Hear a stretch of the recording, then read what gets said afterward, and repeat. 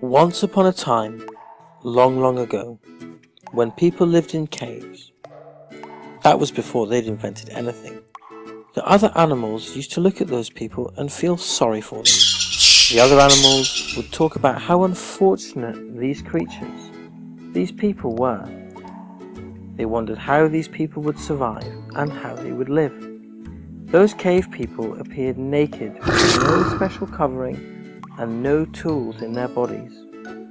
They were not strong like elephants.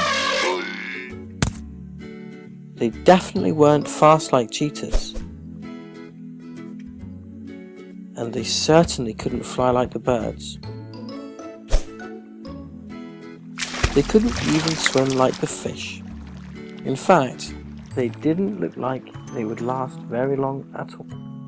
The sheep would talk about how lucky that they were that they had a thick coat of wool to keep them warm in the winter. The echidnas would talk about how lucky that they were that they had their spikes to stop others from trying to eat them. The tigers would talk about how lucky they were that they had special teeth and claws to help them catch and eat their prey. All of the other animals talked about how lucky they were that they had special tools in their bodies to help defend themselves, to help them to escape, and to help them to survive. They thought what poor, puny, defenseless creatures these people were, with no special covering, no special tools, and nothing to help them survive. The other animals also pitied the cave people because they didn't have a special place to live. The cows would talk about how easy their lives were. All they had to do was eat grass. They would say, "We belong where there's grass, and so long as there's grass, we have a home." The frogs would talk about how easy their lives were. They just had to sit by the pond and wait for an insect to fly by, and zap, that was dinner. They would say, "We belong by the pond where it's easy to get a meal. The water keeps our skin moist, and it's a good place for a swim." The camels would say how wonderful their lives were because they could survive for such a long time without water, where many other animals would die of thirst. So they said, "Well, we belong in the desert." The polar bears laughed because they were happy living where it was so cold and many other animals couldn't live.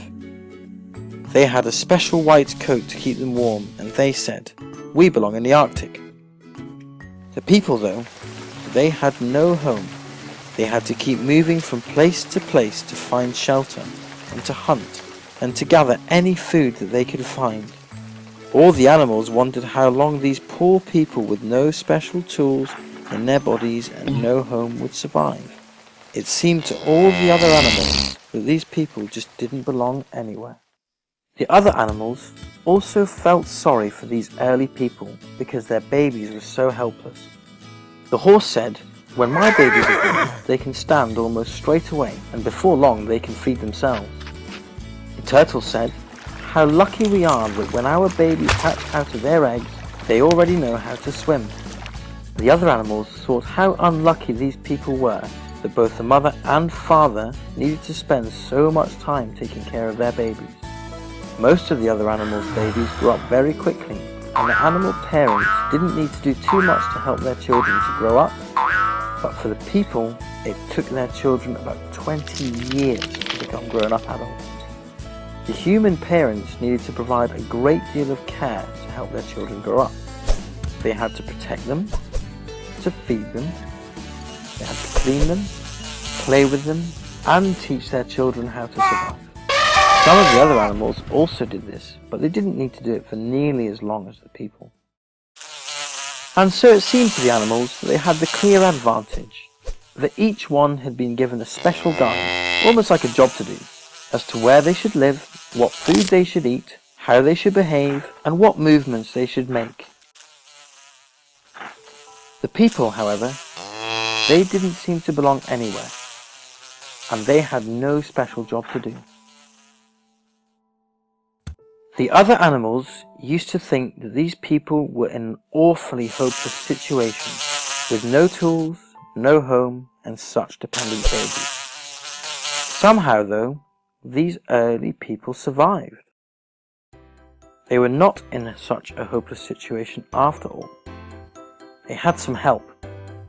They had a special brain that made them extremely curious creatures.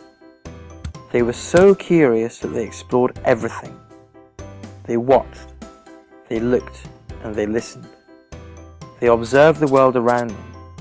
With their special brain that seemed to work by itself, they were always asking questions about the world around them. What's that? Why does that happen? How does that work? Does that taste good? They asked many more questions like this. It was like almost every question they answered led to another question. Now this special brain also had the power to imagine. That is to see things with your mind's eye. With their imagination, these early people were able to borrow ideas from things they'd seen around them. Sometimes they'd have several ideas and put them together to create something new. Some of these early people had been watching some of the animals with their sharp horns and tusks. They thought to themselves how useful it would be to have their own horns. One person broke a branch off a tree, snapped the twigs off, and sharpened it up. They thought that they could use the sharpened branch like the horns to hunt with. Even though they had the idea to make their own hunting tool, they still had to work, and that is why they had to try their idea out, because they didn't know if their idea would work. Soon, they found that it was very dangerous to get close to the animals. They had to adjust their plan and try something else. They learned to throw their sharpened branch, and so they invented the spear. They found it safer throwing the spear, but when they first did it, they weren't very accurate, which meant that they often missed the animals when they were hunting. So they needed to practice throwing the spear.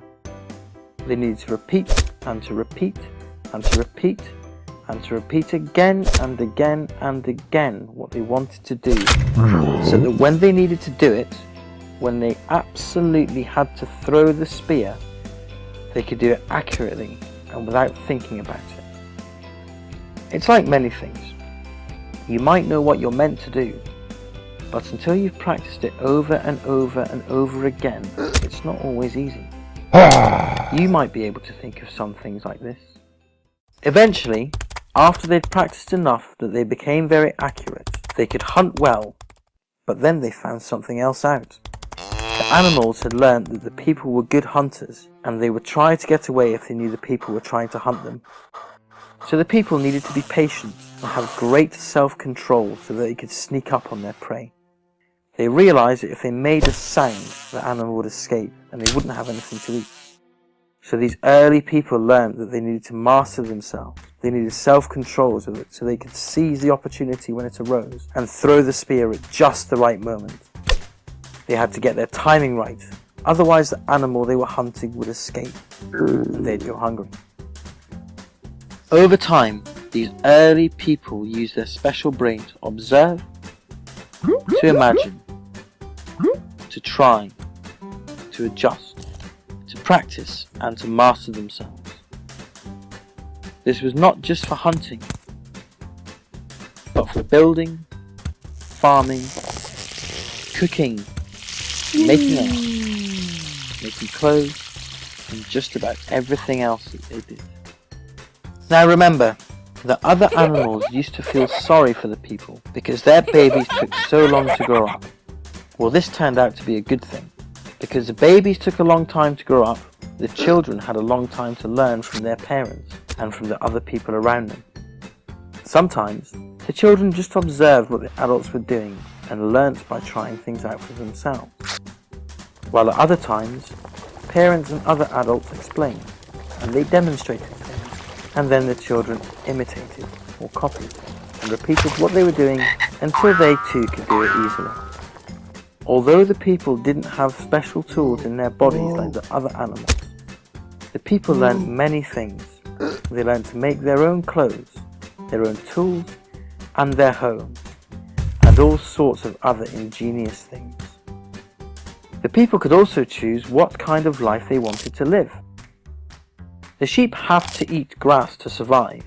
They couldn't survive on the ice with a polar bear, and the polar bear couldn't survive in the desert with a camel. Fortunately though, people could learn to live wherever they liked, whether it was hot or cold, wet or dry. They could eat all sorts of plants and animals that they found.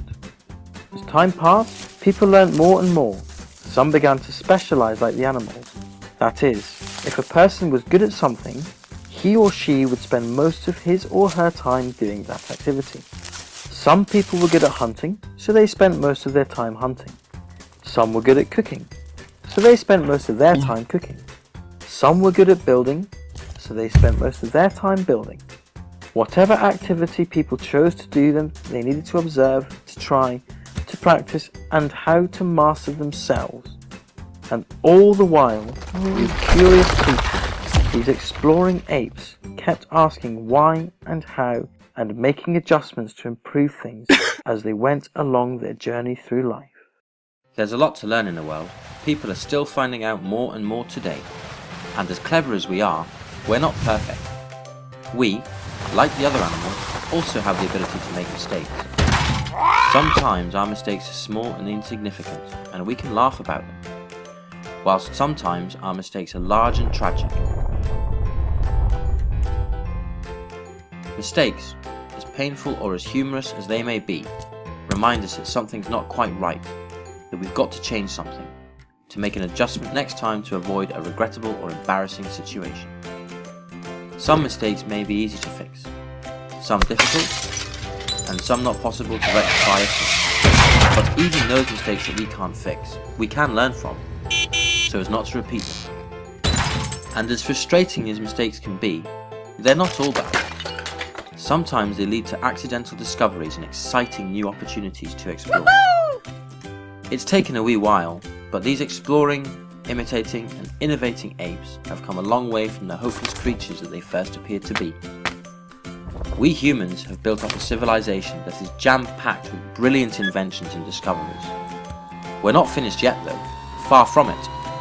We've got a lot to fix and make amends for, and every day more opportunities appear. And now for the really exciting part. You are part of the story.